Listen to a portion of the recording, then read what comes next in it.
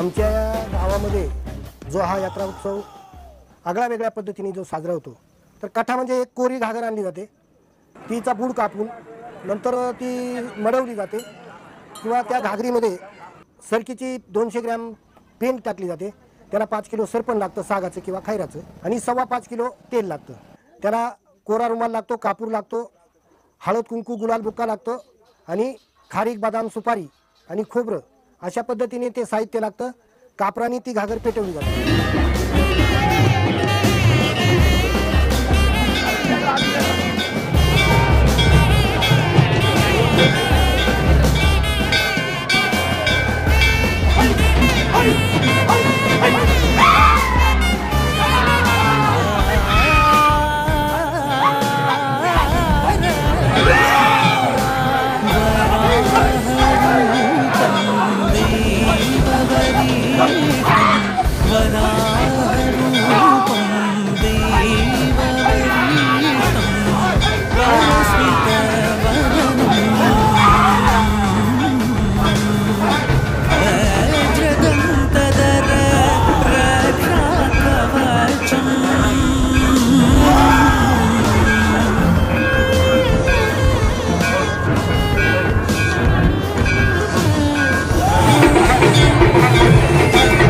दैवत ज्याच्या अंगामध्ये संचार करतो तीच व्यक्ती तो काठा उचलतो.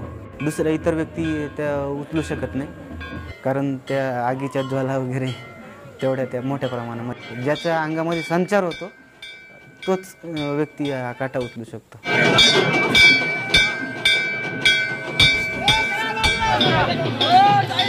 बाकी पेटले बाकी जेव्हा टाक कापूर काय कापूर हा कापूर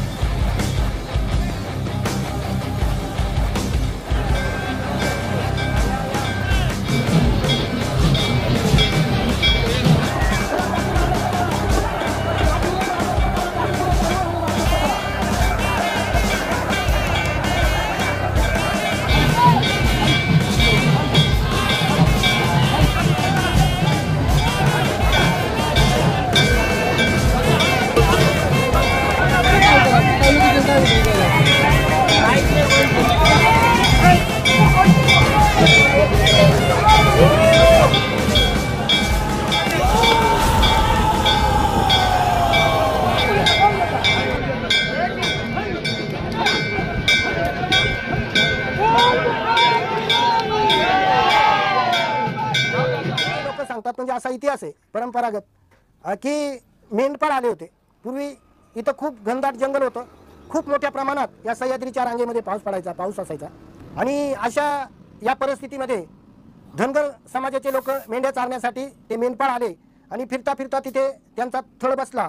त्यांनी मेंढ्या तिथं बसवल्या इतका मोठा पाऊस आला, सोसाट्याचा वारा आला आणि त्यांच्या पाठीमध्ये जो त्यांचा देव होता, मग त्या मेंढपाळांनी त्या देवाला असे मिठी मारून बसले आणि त्यांच्याकडून त्या पावसाच्या याच्यात मेंढ्यांची दानापान झाली, त्यांची पण दानापान झाली आणि देव तिथं राहायला ते निघून गेले.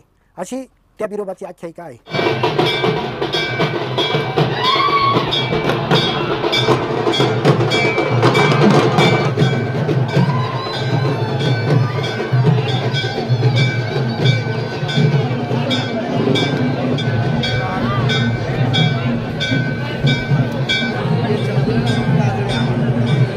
तर मंदिराला प्रदक्षिणा मारणे म्हणजे असं आहे की बिरोबा देव जोपर्यंत त्या माणसाच्या शरीरामध्ये संचार केलेला आहे तोपर्यंत तो किती फेरे मारू शकतो, 1 मारू शकतो, 5 मारू शकतो, 10, 11, 17. ज्यांनी तो नवस कबूल केला होता त्यांच्या सगळ्यांची ती मनोकामना पूर्ण व्हावी म्हणून मला 3 कटे उचलण्याचा मान मिळाला.